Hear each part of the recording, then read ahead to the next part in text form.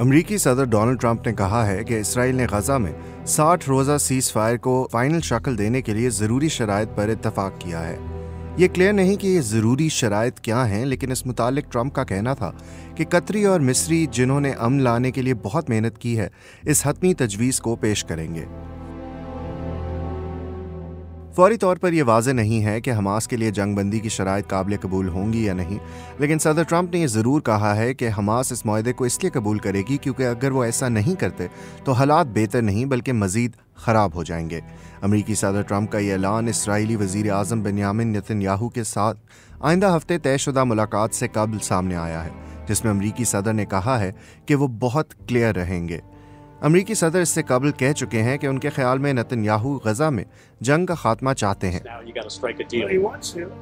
लेकिन इसराइल बारहा ये कहता आया है कि तनाज़ा तभी ख़त्म हो सकता है जब हमास को मुकम्मल तौर पर ख़त्म कर दिया जाए। दूसरी जानिब हमास तवील अरसे से मुस्तकिल जंगबंदी और गजा से इसराइल के मुकम्मल इनखला का मुतालबा करती रही है।